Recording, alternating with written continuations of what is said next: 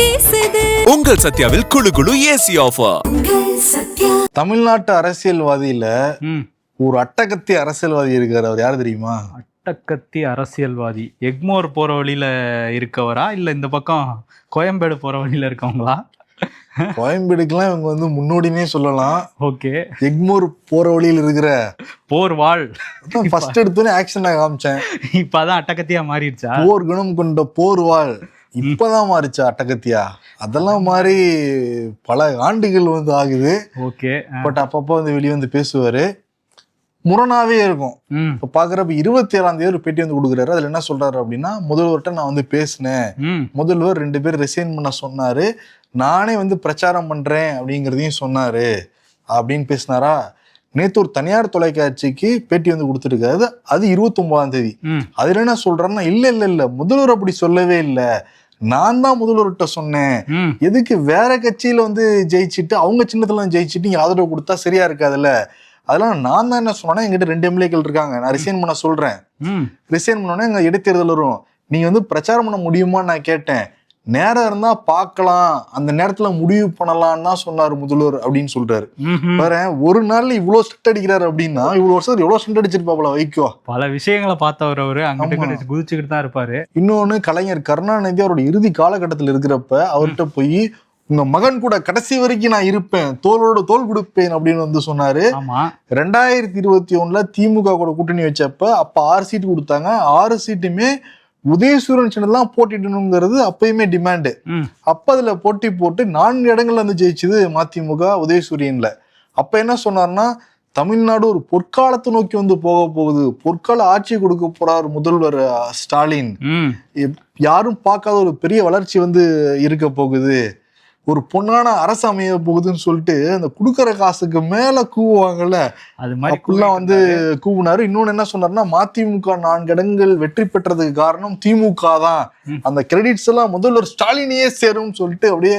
இல்ல, அது நீங்க சொல்லலனாலும் தெரியும் உதயசூரியன் இல்லதுனாலதான் ஜெயிச்சிங்கன்னு.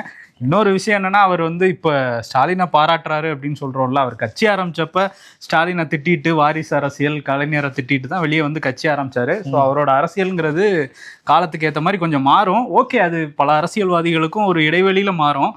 ஒரு நாள் இடைவெளியில மாறுமா அப்படிங்கிறது தான் அவருக்கு. நேத்து ஒண்ணு பேசினாரு, இன்னைக்கு ஒண்ணு பேசுறாரு. இன்னைக்கு என்ன தெரியுமா பேசியிருக்காரு? இன்னைக்கு வேற வந்திருக்காரா? சரி, இன்னைக்கு அவரோட பேட்டித்தனம் ட்ரெண்டா வந்து போய்கிட்டு இருக்கு. அவர் ஆடு திருடு போகல, கனவுதான் கண்டேன்ட்டாரா? திமுக ஆட்சியில கட்டிங், கலெக்ஷன், கரப்ஷன் இதான் வந்து நடந்திருக்கு, ஒரு சதுரடின்னு சொல்லிட்டு வந்து இவங்க வந்து ஊழல் வந்து பண்ணிருக்காங்கன்னு சொல்லிட்டு குற்றச்சாட்டு சரமாரியா வச்சுக்கிட்டு இருந்தாரு. அங்கிருந்து நிருபர் கேக்குறாங்க, என் கூட்டணியில் இருந்தப்பெல்லாம் குற்றச்சாட்டு வைக்கல, கூட்டணியை விட்டு வெளியே வந்தோடனே என் குற்றச்சாட்டு வைக்கிறீங்கன்னா அப்பதானே வைக்க முடியும், அதான ஒரு தார்மீக அரசியல இருக்க முடியும் அப்படிங்கிறாரு. நமக்கே தலை சுத்துது. அதான் அயோக்கியத்தனமா இருக்கும் கூட்டணியில இருக்கும்போது வச்சான்னு சொல்றாரு. பட்டு இந்த மாதிரி விஷயங்கள்லாம் வெளியே சொல்லலன்னா நீங்களும் நேர்மை இல்லாத அரசியல்வாதி தானா அப்படிங்கிற கேள்வி வரும்ல. அதான் வந்து சரி ஓகே, இப்போ ஏன் ஊழல்வாதியோட நீங்க வந்து கூட்டணி வச்சீங்க? அப்ப அதே கட்டிங் இல்ல, அந்த மாதிரி இல்ல, ஏதோ ஒரு இது செட்டிங்ல போயிட்டாரு, அதனால வச்சிருக்காரு. அப்புறம் இந்த பத்திரிகையாளர் கூட சரமுறையா சண்டை போட்டுட்டு இருந்தாரு. நீங்க மஞ்ச பத்திரிகை தானே, நீங்க உடனே இங்கிருந்து வெளியே போகணும்னு மதிமுக சுத்து வந்து போட்டாங்க, அவங்கள வெளியே போட்டு தள்ளுறாங்க அந்த பத்திரிகையாளரை பிடிச்சு. நீங்க 1 மணி நேரம் கூட கேள்வி கேளுங்க, நான் பதில் சொல்ல தயாரா இருக்கேன் அப்படின்னு சொன்னவரு அடுத்த 2-3 நிமிஷத்துலயே நீங்க வெளியே போகணும்னு வந்து அனுப்பிவிட்டாரு. ஏன்னா தார்மீகமா நேர்மையா யாரு கேள்வி கேட்டாலுமே சில அரசியல்வாதி பிடிக்கிறது வந்து கிடையாது. நீங்க ஒரு நல்ல அரசியல்வாதி, அறத்தோட நடந்துக்கிற அரசியல்வாதி, நேர்மையான அரசியல்வாதி அப்படின்னா இந்த மாதிரி கட்டிங் பண்றாங்க, ஒரு சதுரடிக்கு இவ்வளவு வாங்குறாங்க அப்படின்னா எதுக்காக கூட்டணி வைக்கணும்? அவங்க சின்னதுல எதுக்கு வந்து போட்டியிடணும்? அது இல்லாம எதுக்கு அவங்க வேற ஒரு பார்ட்டி ஃபண்ட் வாங்கி இவங்க வந்து எலெக்ஷனுக்கு வந்து செலவு செய்யணும்? சரி, இப்ப இந்த ஜெயிச்ச தொகுதிகள்லாம் செலவு பண்ணது யாரோட பணம்? அது கட்டிங் பணம் தானா என்னங்கிறதெல்லாம் அவர் வெளியே சொல்லணும்ல. அது நிருபர்கள் கேக்குறாங்க, இப்ப நீங்க வந்து திமுக சார்பில் தான் போட்டிட்டு ஜெயிச்சிருக்கீங்க, இப்ப ரிசைன் பண்ண வைக்கிறது நல்லது இல்லை, இல்ல அது முறையில் இல்லைன்னு அது முறைதான் அப்படிங்கிறாரு அவரு. என்னதான் இருந்தாலும் கட்சிக்கு ஓனர் நான் தானே, சின்ன வேணா அவங்கள்ட்ட இருக்கலாம் அப்படிங்கிற மாதிரி அவர் பேசிக்கிட்டு இருக்காரு. பட் அவரு இன்னொன்னு என்ன கேள்வி கேட்கறது தெரியுமா? என் மேல கொலைப்பள்ளி சுமத்துனாங்க, அதெல்லாம் கேட்க உங்களுக்கு ரைட்ஸ் இருக்கா? நான் வந்து விடுதலை புலிகள் கூட இணைந்து கொலைப்பள்ளிக்கு உள்ளானேன், அதெல்லாம் நீங்க கேட்க முடியுமாங்கிறாரு. எப்ப அங்க போயிட்டாப்ல 96, 91 போயிட்டாப்ல அவரு. அப்ப இது இடைப்பட்ட காலத்துல 2021 இருந்து 2026 வரைக்கும் இருந்தீங்களே, அப்போ கொலைப்பள்ளியை சுமந்துட்டு தான் அங்க வந்து கட்சிக்குள்ள வந்து இணைஞ்சீங்களா? மாற்று கட்சி மேல விமர்சனம் வைக்கலாம், அதெல்லாம் தவறே கிடையவே கிடையாது. ஆனா இப்படி ஓவரா பல்ட்டி அடிச்சு கூவுறது இருக்குல்ல, உடனே அப்படி ஒரு அந்தர் பல்ட்டி அடிச்சு எங்கிட்ட அங்கிட்டும் ஓடுறது வந்து எந்த வகையிலையும். ஆமா, ஒரு விலங்கு கூட கொஞ்சம் நேரம் கழிச்சுதான்ப்பா நிறம் மாறும். இந்த விலங்கு சரி ஓகே, இவரு இப்படிங்கிறதுக்குள்ள மாறாரே வைகோ இருக்காரு. சரி, அவர் பையன் வந்து அதுக்கு மேல ஒரு பல்ட்டி அடிக்கிறாரு. ஆமா, 6000 கோடி செலவு பண்ணிருக்கு திமுக. 6000 கோடி செலவு பண்ணியுமே டிவிக்கு முன்னாடி வந்து ஜெயிக்க முடியல. 35% வாக்கு வாங்கியிருக்கு. ஒரு காசு கூட செலவு பண்ணாம விஜயோட கட்சி தாவேகா. 6000 கோடியில இவங்க தொகுதிக்கு எத்தனைன்னு தெரியலையே, எவ்வளவுன்னு தெரியலையே. சரி ஓகே, செலவு பண்ணாங்க, ஜெயிக்க முடியல. இப்ப எங்க கட்சி எம்எல்ஏக்களை வந்து 2 பேர் ரிசைன் பண்ண சொல்லி நாங்க பொதுக்குழுல முடிவு பண்ணிருக்கோம். அப்ப ரிசைன் பண்ண விடாம தடுக்கிறது யாரு? அது குதிரை பேரம் இல்லையா, அது கழுத பேரம் இல்லையா அப்படிங்கிறாங்க. இவங்க என்ன பேரத்துக்குள்ள உள்ள போனாங்கன்னே இது வரைக்கும் நமக்கு புரிய மாட்டேங்குது, தலை சுத்துது. ஆமா, ஆனா வந்து மாத்தி மாத்தி அப்பாவும் மகனும் வந்து ஓவரா கூவிக்கிட்டு இருக்காங்க. அதனாலதான் மதிமுக வச்சிருக்கேன்னு நினைக்கிறேன். மாத்தி மாத்தி கூவுறதுனாலயா? நல்லா இருக்கு மதிமுக. ஆனா ஒரே சைடை தான் கூவுறாங்க, கூவலாம். பட் வந்து இப்ப எல்லாருமே விசிக்கு அங்கதான் போறாங்க, ஐயூஎம் அங்கதான் போயிருக்காங்க, கம்யூனிஸ்ட் வெளியில ஆதரவு வந்து கொடுத்துக்கிட்டு இருக்காங்க. காங்கிரஸ் கூட இந்த அளவுக்கு கூவல, இந்த அளவுக்கு மாறல. சரி ஓகே, ஆனா வந்து நீங்க விசிகா பத்தி சொன்னீங்க. இதுல 6 எம்எல்ஏக்கள் அதிமுகல இருந்து ரிசைன் பண்ணிட்டு போனாங்கல்ல, அதை பத்தி உதயநிதி வந்து ட்வீட் எல்லாம் போட்டிருந்தாரு. பர்ச்சேஸ் பண்றாங்க, இந்த மாதிரி ஆதரவு கொடுத்த கட்சிகள் மேல நம்பிக்கை இல்லாம இந்த சோஃபா மாடல் அரசு பர்ச்சேஸ் பண்றாங்கன்னு சொல்லி விமர்சனம் வைக்கிறாரு எதிர்க்கட்சி தலைவர் உதயநிதி ஸ்டாலின் சொல்லிட்டு பத்திரிகையாளர்கள் விசிகா தலைவர் திருமாவளவன்ட்ட கேள்வி கேட்டாங்க. அதுக்கு வந்து அவர் என்ன சொல்றாருன்னா, அதிமுகவுல உட்கட்சி பிரச்சனை இருக்கு, ஏன் இவ்வளவு பேர் வந்து மக்களால் தேர்ந்தெடுக்கப்பட்டதுக்கு அப்புறம் அடுத்தடுத்து ரிசைன் பண்றாங்க, கட்சிக்குள்ள ஏதோ பிரச்சனை இருக்கு, அதை பத்தி நீங்க விவாதிக்கணும். வேற வழியில யூகங்கள் அடிப்படையிலே நிறைய விவாதங்கள் வந்து நடந்துட்டு இருக்கு, சில அறிவு ஜீவிகளும் அந்த மாதிரி யூகங்களையே சொல்லிக்கிட்டு இருக்கிறாங்கன்னு சொல்றாரு. உதயநிதி வச்சு கேட்ட கேள்வி, அறிவு ஜீவிகள் இப்படி சொல்றாங்கிற மாதிரி சொல்றாங்க. ஸோ அந்த புது கூட்டணி உருவாகுமா தாவேகா தலைமையிலன்னு கேட்கும்போது, அது வந்து இந்த புதன்கிழமை நாளைக்கு கூட்டம் நடக்க போதில்ல, அதுக்கப்புறம் தெரிய வருங்கிற மாதிரி சொல்றாரு. எல்லாரும் தாவேகா தலைமையிலான ஒரு கூட்டணிக்கு தயாராகிட்டு இருக்க மாதிரி தான் தெரியுது. ஓகே, இதான் இந்த இன்னைக்கு நேத்து வந்து ஃபுல்லா IPS IAS மாநாடு வந்து நடந்தது. அதுல முதல்வர் விஜய் வந்து ஸ்ட்ரிக்டா உத்தரவுலாம் வந்து போட்டிருக்காராம். யாரு கட்சி பேரை சொல்லி வந்து ரெக்கமெண்ட் பண்ணாலுமே பண்ணவே பண்ணாதீங்க, நீங்க நேர்மையான முறையில் செயல்படுங்கன்னு சொல்லிட்டு தகவல் வந்திருக்கு. நாளைக்கு எடப்பாடி பழனிசாமி தலைமையில மகளிர் அணி கூட்டம் வந்து நடக்க போகுது. அதுக்கு பல நிர்வாகிகளும் வரமாட்டாங்கிற தகவல் இப்பவே வெளியாயிருக்கு. குறிப்பா SP வேலுமணி, நத்தம் விஸ்வநாதன். ஏன்னா அவங்களுடைய மாவட்ட செயலாளர் பதவி வந்து பறிக்கப்பட்டிருக்கு. அந்த பதவி கொடுக்காம திருப்பி எங்க போனா நல்லா இருக்காது அப்படிலாம் சொல்றாங்களாம். நேத்து வந்து வேலுமணி ஞாயிற்றுக்கிழமை தொண்டாமுத்தூர்ல தனியார் மண்டபத்துல கட்சிக்காரங்கிட்ட நன்றி சொன்னேன்னு ஒரு விஷயத்த வெளியே வந்து சொன்னார்ல, இப்ப அதோட வீடியோ அவரே வந்து லீக் பண்ணியிருக்காரு தன்னோட ஆதரவாளர் மூலமாக. என்னை நம்பி ஒரு 30 மாவட்ட செயலர் இருக்காங்க, அவங்கள விட்டுட்டு நான் மட்டும் வந்து எப்படி பதவியில் இருக்க முடியும், எனக்கு மட்டும் பதவி வந்துருச்சு, அவங்களாம் பதவி வந்து வரணும்ல, அதான் ஒரு தலைவர் கழகு அப்படின்லாம் சொல்லிட்டு பொங்கி பேசுறாரு. அதை நைஸா வெளியிட்டு இருக்காங்க. இப்ப பாத்தீங்களா, எடப்பாடி பழனிசாமி கூட அதிமுக விசுவாசமா இல்ல, பட் SP வேலுமணி தன்னை நம்பி வந்தவங்களை காப்பாற்றணும்னு வந்து நினைக்கிறாருன்ட்டு சோசியல் மீடியால வேலுமணி ஆதரவாளர் ஊட்டிக்கிட்டு இருக்காங்க. இப்ப அவங்களை காப்பாத்துறதுக்காக தாவேக்காக்கு போவார்ல, தொகுதி மக்கள் நலனுக்காக தாவேக்காக்கு போறாங்க. அவர் வந்து மாவட்ட செயலாளர்கள் நலனுக்காக போவார் போல. பட் அதுக்கு தான் ட்ரை பண்ணுறாங்க. இன்னொரு பக்கம் MR விஜயபாஸ்கரும் வந்திருக்காரு. இதெல்லாம் பார்த்துட்டு வந்து RB உதயகுமார், அவர் MLA கூட ஆக முடியல, அவர் துணை முதல்வராலாம் ஆகலான்ங்கிற பிளான்லாம் கூட அவருக்கு இருந்துச்சு. ஏன்னா எதிர்கட்சி துணைத் தலைவர் நம்ம தான் அப்படின்லாம் நினச்சிட்டு இருந்தார்ல. பட் MLA ஆகாதனால இப்போ வீடியோஸ் தான் போடுறாரு.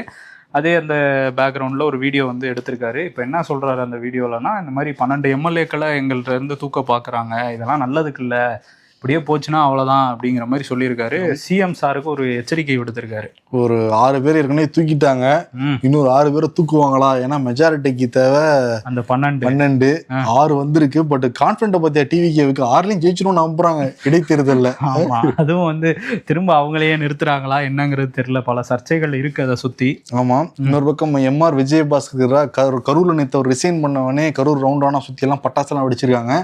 என்ன சொல்றாங்க அப்படின்னா, அதிமுகவுக்கு துரோகம் பண்ணிட்டாரு MR விஜயபாஸ்கர்னு சொல்லிட்டு இப்ப இருக்கிற புதிய மாவட்ட செயலாளர் கமலக்கண்ணன் சொல்றாரு. வா, அவங்க பட்டாசு வெடிச்சிருக்காங்களா? நான் கூட சரி ஓகே வந்து தன்னிச்சையா வந்து செயல்பட்டு இருக்காரு. அவர் ஜெயிக்க வச்சது யார்? இங்க இருக்கிற ஒவ்வொரு நிர்வாகிகளும் ரொம்ப கடுமையா வந்து உழைச்சு தான் அவங்க வந்து ஜெயிக்க வச்சோம். இப்ப நிச்சயம் கரூர் மக்கள் வந்து பாடம் போட்டவங்க, தயாரா இருங்க அப்படின்றாங்க.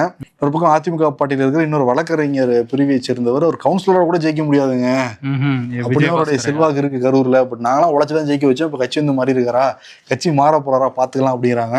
இப்ப ஜூலை 2ஆம் தேதி இந்த 2 விஜயபாஸ்கர், MR விஜயபாஸ்கர், குட்கா விஜயபாஸ்கர் கேஸ்ல மாட்டின விஜயபாஸ்கர் அவங்க 2 பேரும் இணைய போறதா சொல்றாங்க. 2 பேரும் தூய சக்தியா மாற போறாங்களா? தமிழ்நாடு காங்கிரஸ் கட்சி தலைவரா பொறுப்பேற்றிருக்காரு மாணிக்கம் தாகூர் சத்தியமூர்த்தி பவன்ல. ஆமா, எப்பவும் சத்தியமூர்த்தி பவன் அப்படியே வெறிச்சோடி கிடக்கும். நம்ம ஆளே பார்த்ததில்ல, முன்னாடிலாம் காலியா இருக்கும். இன்னைக்கு பார்த்தா எப்பவும் இல்லாத அளவுக்கு அவங்க மூஞ்சில சிரிப்பெல்லாம் வேற இருந்தது. அதான் சொல்றாரு உயர்கல்வித்துறை அமைச்சர் விஸ்வநாதன், எலெக்ஷனுக்கு முன்னாடியே மாணிக்கம் தாகூரும் பிரவீன் சக்கரவர்த்தியும் தலையா அடிச்சுக்கிட்டாங்க. அவர் சொல்றதை மட்டும் நம்ம கேட்டு இருந்தோம்னு வச்சுக்கோங்களேன், இந்நேரத்துக்கு தாவேக ஆட்சிக்கே வந்திருக்காது அப்படின்னாரா? சத்தியமூர்த்தி பவன் இன்னும் வந்து களை கட்டி இருக்கும். 70 எம்எல்ஏக்கள் ஜெயிச்சிருப்போம். 70 எம்எல்ஏக்களா? 10 அமைச்சர்கள் வந்திருப்பாங்க, ஒரு டெப்டி சிஎம் வந்திருப்பாங்க. நல்ல வேலை கூட்டணிக்கு போகல. இல்ல, என்னன்னா இவர் வந்து தாவேகா கூட்டணிக்கு போயிருந்தா இதெல்லாம் நடந்திருக்கும்னு சொல்றாரு. ஒருவேளை தாவேகா கூட்டணி காங்கிரஸ் போயிருந்தா முதல்ல அவங்க ஜெயிச்சிருப்பாங்களா, தாவேக்கா ஆட்சி அமைச்சிருப்பாங்களாங்கிற அளவுக்கு போயிடுக்கும். அதான் எல்லாரும் முதல்வர் விஜயை பார்த்து தானே வாக்களிச்சாங்க. அதே மாதிரி எங்களுக்கும் விஜய் முகமா இருந்தது வாக்களிச்சிருப்பாங்க நம்புறாரு போல இருக்கு விஸ்வநாதன். இதை சொல்றதுக்கு அவங்களுக்கு வெக்கமா இல்ல? இவ்வளவு வருஷம் 140 வருஷம் கட்சி, கூச்சம் எதுவுமே கிடையாது. விஸ்வநாதன் என்ன தெரியுமா சொல்றதெல்லாம் தாண்டி இருக்கிறதுலே தமிழ்நாட்டிலேயே இருந்த சிஎம்லயே ரொம்ப மென்மையானவர் விஜய்ன்றாரு. காமராஜர் விட்டு கொடுத்துட்டாங்கப்பா அவங்க. இதுக்கு மேல என்னத்த சொல்றது?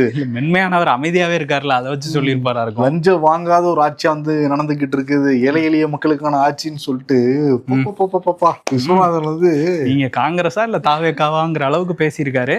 அதே மாதிரி தலைவரா பொறுப்பேற்றுக்கிட்ட மாணிக்கம் தாகூர் அவர் என்ன சொல்றாருன்னா, காங்கிரஸ் கட்சிக்காரங்க அப்படின்னா பிழைக்க தெரியாதவங்க அப்படின்னு சொல்லுவாங்க, அதனால அதுதான் எங்களோட டிஎன்ஏ அப்படின்றாரு. ஏன்னா அடுத்தவங்க சொத்துக்கு ஆசைப்பட மாட்டாங்களாம்.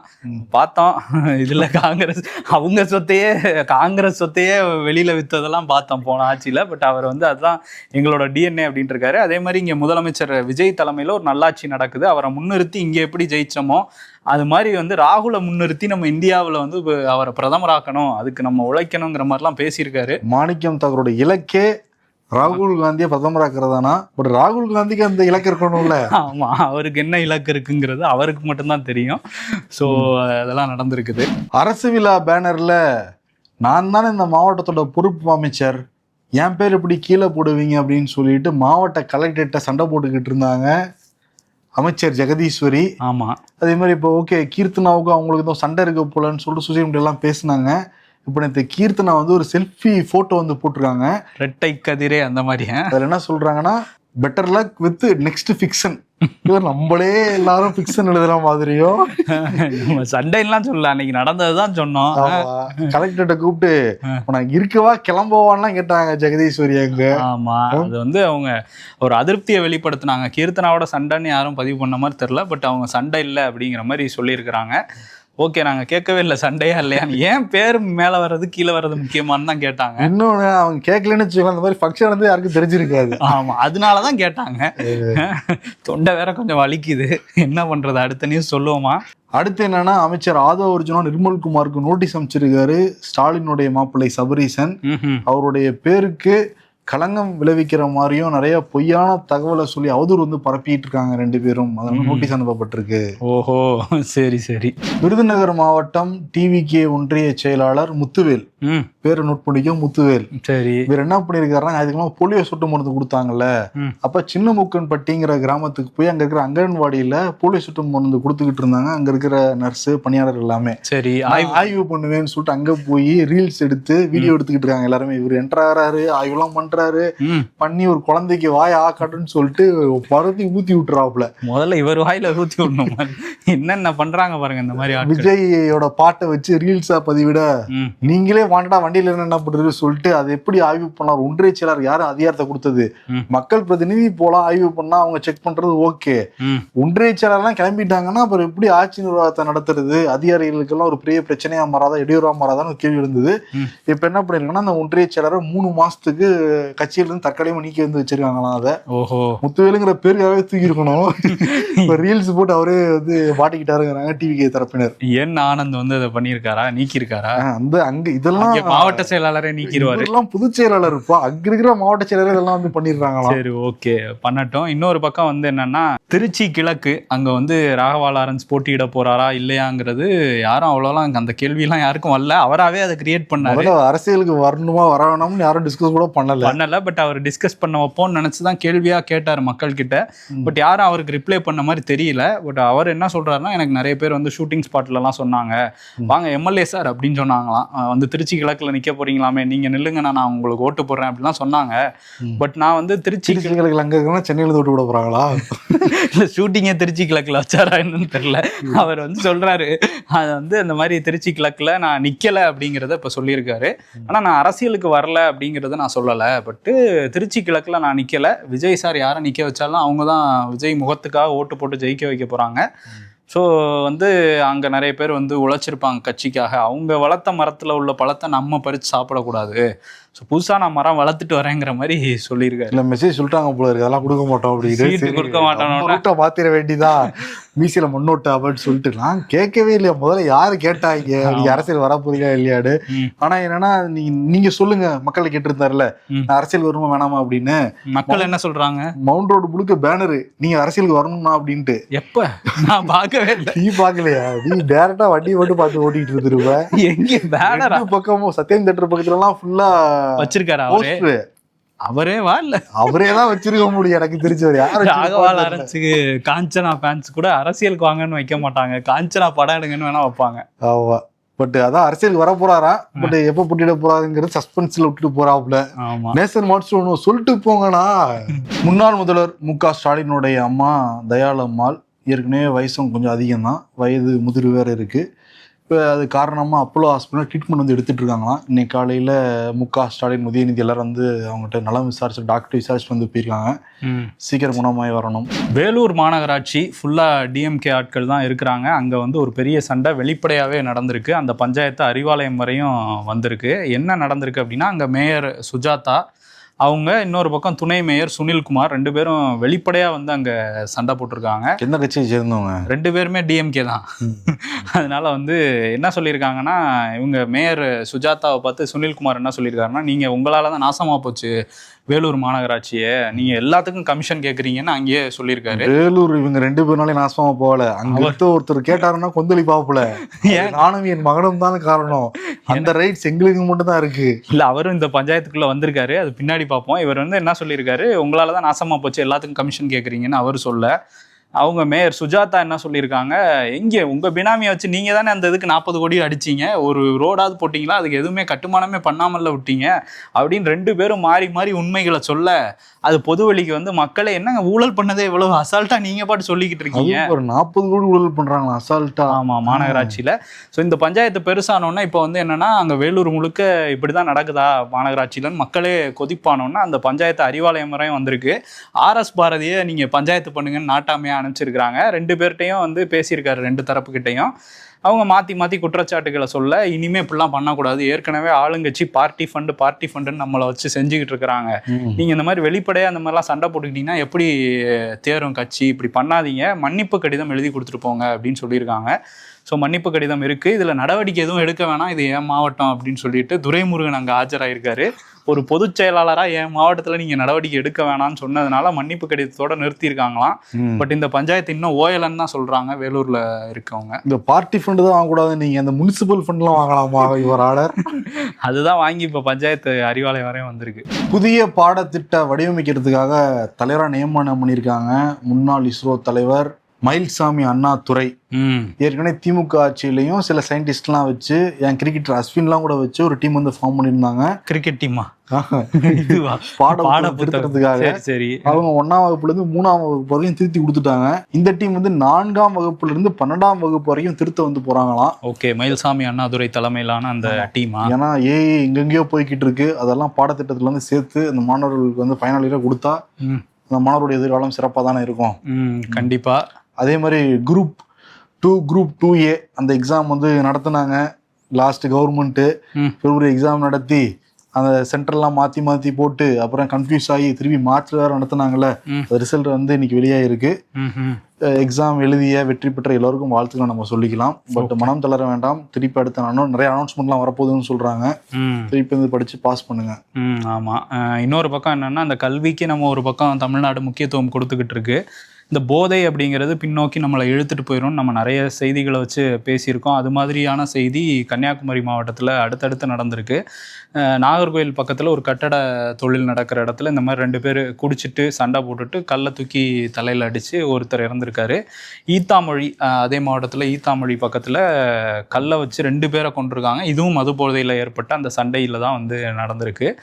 மது போதையால் உயிர்கள் ஒரு பக்கம் வந்து இந்த மாதிரியும் கொலைகளும் நடக்குது, கிரைம் நடக்குது, உயிர்களும் ஒரு பக்கம் போயிட்டு இருக்கு. ஆமாம், நேற்று மட்டும் 9 கொலைகள் நடந்திருக்கு தமிழ்நாட்டில். இதில் பாதிக்கும் மேற்பட்ட கொலைகள் இந்த மது போதையால் நடந்தது தான். அது இதை வந்து மது போதையை வந்து ஒழிக்காம நாங்கள் சட்ட ஒழுங்கு சரி பண்ணுவோம் அப்படின்னா அதான் சரி பண்ணவே முடியாது. ஐபிஎஸ் அதிகாரிகளே சொல்றது அதுதான். ஆமாம், இதேன்னு குறைச்சிட்டா கிட்டத்தட்ட 70-80% கிரைம் குறைஞ்சிரும் அப்படின்றாங்க. மது இல்லை, இந்த போதை இல்லை அப்படின்னாலே. அயோத்தி ராமர் கோயில் அங்கே வந்து அவசரமாக கட்டடமே முடிக்காமல் கும்பாபிஷேகம்லாம் பண்ணி எலெக்ஷனுக்கு முன்னாடி வந்து பிரதமர் மோடியே வந்து திறந்தெல்லாம் வச்சார். இதெல்லாம் பார்த்தோம். இப்போ என்னன்னா அங்கே அந்த டொனேஷன் வரும்ல, அதில் பெரிய மோசடி நடந்திருக்கு. அதில் நிறைய பணம் வந்து வெளியே போயிருக்குன்னு சமாஜ்வாடி கட்சி தலைவர் அகிலேஷ் யாதவ் அவங்க கட்சிக்காரங்கெல்லாம் சொல்லிகிட்டே இருந்தாங்க. அதில் ஆடிட் பண்ணி பார்த்ததுலேயும் 7-7.5 கோடி ரூபாய் வரையும் காணாமல் போயிருக்குங்கிறது வந்து தெரிய வந்திருக்கு. அந்த காணிக்கை எண்ணும் போது அதை திருடிட்டாங்க அப்படின்னு இப்போ ஒரு எஸ்ஐடி போட்டு அதில் விசாரிச்சிருக்காங்க. பட் இந்த எஸ்ஐடி மேலே வந்து எதிர்கட்சிகள் கேள்வி எழுப்புறாங்க. எஸ்ஐடினா ஷேர் இன் தெஃப்டா அப்படின்னு வந்து கேட்குறாரு அகிலேஷ் யாதவ். ஏன்னா 7-7.5 கோடிங்கிறது ரொம்ப கம்மி, 2000 கோடி வரையும் போயிருக்கலாம்னு சஞ்சய் ராவத் வந்து சொல்கிறாரு. சிவசேனாவில் உத்தவ் தாக்கரே அணியில் இருக்கிறவர். இந்த 2000 கோடி அங்கே அடித்த பணத்தை வச்சு தான் இவங்க வந்து எம்பி எம்எல்ஏக்களை பாஜக வாங்குறாங்க. ஸோ ராமர் கோயிலுக்கு வந்த பணத்தை வந்து திருடிக்கிட்டு இருக்கிறாங்க பாஜக அப்படிங்கிற குற்றச்சாட்டு வச்சுருக்காங்க. இப்போ 8 பேரை கைது பண்ணியிருக்காங்க அந்த பணம் என்னென்னவங்களில். அதில் டின்னு யாதவ் அப்படிங்கிற ஒரு நபர் இருக்கார். இவர் யாருன்னா அந்த ராம ஜென்ம பூமி அந்த ட்ரஸ்ட்டோட பொதுச் செயலாளர் சம்பத் ராய் அவரோட முன்னாள் ஓட்டுநர், இப்போ ரொம்ப நெருங்கிய வட்டத்தில் இருக்கக்கூடியவர். அவருடைய அந்த சம்பத் ராய் வந்து ரிசைன் பண்ணியிருக்காரு. பட் அவர் மேலே நடவடிக்கை எடுக்கணும், அவருக்கும் இதில் பங்கு போயிருக்கும், ஆர்எஸ்எஸ் பிஜேபி எல்லாருக்கும் பங்கு இருக்குன்னு எதிர்கட்சிகள் சொல்கிறாங்க. ஆமாம், அகிலேஷ் யாதவ் இதில் மாட்டினது எல்லாமே இப்போ சின்ன மீன்கள் தான், பெரிய மீன்கள் எதுவுமே மாட்டவே இல்லை. இவங்க ராமரே வந்து ஏமாத்திக்கிட்டு இருக்காங்க. நிச்சயம் ராமர் வந்து பாடம் போகட்டவங்க, மக்களும் பார்த்துட்டு தான் இருக்காங்கன்னு சொல்லிட்டு சொல்லியிருக்காரு அகிலேஷ் யாதவ். பட் ராமருக்கே விபூதி அடிக்க பார்த்துருக்காங்க பத்தியா? ஆமாம், அங்கே உள்ள ஆட்கள் சில பேர் இப்போதான் எம்பி எம்எல்ஏக்களை வாங்குறாங்கன்னு பேசணும்ல. எம்பிக்களை அப்படியே வாங்கியாவது எப்படியாவது என்டிஏ வந்து இந்த 360 3ல் 2 பங்குங்கிறத மக்களவையில் வந்துடலான்னு ஒரு பிளான் இருக்குது. ராஜ்யசபாவில் இன்னும் ஒரு 9 பேர் வந்தாலே 3ல் 2 பங்கு வந்துடும். வந்துட்டா நம்ம டீலிமிட்டேஷன் எல்லாம் நம்ம நினைக்கிறது ஒரே நாடு ஒரே தேர்தலாம் பண்ணிடலாங்கிற ஒரு பிளான் இருக்குது. இப்போ இந்த எண்ணிக்கை 543 இருக்குல்ல லோக்சபாவில், அது 850 அதிகரிக்கணுங்கிறதுல ரொம்ப குறியாக இருக்காங்க மத்திய பாஜக அரசாங்கம். அதில் என்ன சொல்கிறாங்கன்னா ஒரு எல்லா மாநிலங்களுக்குமே 50% வந்து தொகுதிகளோட எண்ணிக்கையை அதிகரிச்சிடலாமா அப்படிங்கிற விவாதம்லாம் வேகமாக நடந்துக்கிட்டு இருக்குது. ஸோ பார்க்கணும் என்ன பண்ண போகிறாங்க அடுத்த கூட்டத்தொடரில் அப்படிங்கிறதெல்லாம் போக தான் தெரியும். ஃபுட்பால் வேர்ல்டு கப் வந்து நடந்துக்கிட்டு இருக்கு. 32 நாக் அவுட் அந்த மேட்ச்சில் பிரேசிலுக்கும் ஜப்பானுக்குமான போட்டி. அதில் 2-1 சொல்லிட்டு பிரேசில் வெற்றி பெற்றுச்சு. ஏற்கனவே 5 முறை சாம்பியன் வர பிரேசில். ஆனால் ரொம்ப டஃப் ஃபைட் கொடுத்தாங்க ஜப்பான். ஆனால் ஜப்பான் தோல்வி அடைஞ்சதுக்கு பிறகு அவங்க பண்ண ஒரு விஷயம் தான் இப்போ வேர்ல்டு முழுக்க ட்ரெண்டாக மாதிரி இருக்கு. அவங்க எப்பயுமே ஜப்பான் போட்டி நடக்கிறப்ப ஜப்பான் ரசிகர்கள் வருவாங்க, போட்டி முடிஞ்சோடனே இந்த இடத்துல ஃபுல்லாக சுத்தம் பண்ணுவாங்க. நாக் அவுட்ல வெளியே வேற போயிட்டாங்க. இருந்தா கூட அந்த வருத்தத்துலேயும் இந்த கவலையிலையும் கூட அழுதுகிட்டே சில ஜப்பான் ஆதரவாளர்கள் வந்து சுத்தம் பண்ணிட்டு போயிருக்காங்க. பார்த்தீங்களா, ஜப்பானியர்கள் மாதிரி உலகம் முழுக்க இருந்துட்டா சிறப்பா இருக்கும்ல அப்படின்னு. ஆமா, சுத்தம் ரொம்ப சுத்தமா இருக்கிறாங்க, அந்த இடத்தையும் சுத்தமா வச்சுக்கிறாங்க. அந்த ஒரு இடத்துக்கு வரதுக்கு முன்னாடி அந்த இடம் எப்படி இருந்ததோ அவங்க கிளம்புறப்ப அதே மாதிரி வச்சுட்டு போறாங்களாம். ரொம்ப நல்ல பழக்கமா இருக்குது, இதை கத்துக்கணும் நம்ம.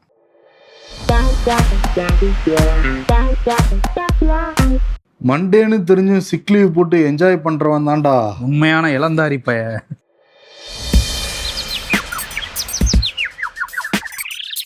எங்க கிளம்பிட்டீங்க, சினிமாவுக்கா?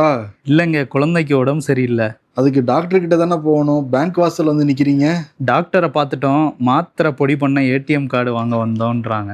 பணம் இருந்தா உலகத்துல எதை வேணா வாங்கலாம் ப்ரோ. அந்த பாரு, அந்த கடையில போய் 500 ரூபாய்க்கு சில்லறை வாங்கிட்டு வா பார்க்கலாம் அப்படின்றாங்க. அது வாங்க மாட்டேங்குது. இதோ வந்துட்டேன். வைகோ, துரை வைகோ ஏதேதோ எண்ணம் வளர்த்து அவங்க 2 பேரும் போய் விஜய் கிட்ட நாங்க ரிசைன் பண்ண வச்சிடுறோங்க, இடைத்தேர்தல் வரட்டுங்கலாம் சொல்லிடுறாங்க. பட் இந்த 2 எம்எல்ஏக்களை ரிசைன் பண்ண முடியாதுன்ட்டு கிளம்பி போயிட்டாங்க. அதனால பெரிய ஏமாற்றத்துல இருக்கிறாங்க. இப்ப கட்சியில 2 பேர் தான் இருக்காங்களாங்கிற கேள்வி வேற நமக்கு வருது இல்ல. 2000 பேர் சேர்ந்து பொதுக்குழு முடிவு பண்ணாங்களாம்ப்பா. டிஎம்கே வேணாம் டிவிகே பக்கம் போலான்ட்டு துரைவைக்கு வர பேசிக்கிட்டு இருந்தாரு. சரி, பொதுக்குழு முடிஞ்சதுக்கு அப்புறம் எத்தனை பேர் அந்த கூட்டத்துல இருந்தாங்க? 2000 பேர்ல. இல்ல பொதுக்குழு நடத்துறப்ப தீர்மானம் போட்டாங்கன்னு வச்சு எல்லா கட்சியிலும் கிளாப் எல்லாம் பண்ணுவாங்க. ஒருத்தரோட கிளாப் தட்டலையா மதிமுகவுல. அப்ப அந்த அளவுக்குதான் இருக்கு. அப்பா அம்மாவோட சேர்ந்துட்டு நடத்துற கூத்தாதுங்கிற மாதிரி தான் உட்காந்துருப்பாங்க பாருங்க அங்க நிர்வாகிகள். ஓகே. ஆனா அதெல்லாம் பாக்குறப்ப நேத்து ஒண்ணு இன்னைக்கு ஒண்ணு நாளைக்கு ஒண்ணுன்னு இருக்கப்ப விதவிதமாய் வித்தியாசமாய் விளம்பரம் வருதெல்லாம் ஞாபகம் எனக்கு. நமக்கு ஃபன்னுக்கு வேற ஏதாவது கண்டென்ட் கொடுத்துக்கிட்டே இருப்பாருன்னு நினைக்கிறேன் வைகோவை தான் ஃபோக்கஸ் பண்ணிடுவேன். அவரை விட்டுருவோம், இவரை பிடிச்சிக்குவோம். அவரே பாவம், அவரை விட்டுருவோம், அவ்வளவுதான். சரி, அவர் யாருங்கிறத கமெண்ட் பண்ணுங்க. ஆமா, யாரா இருக்கும் அப்படிங்கறத. ஓகே, நன்றி. உங்கள் சத்யாவில் குளு குளு ஏசி ஆஃபர்.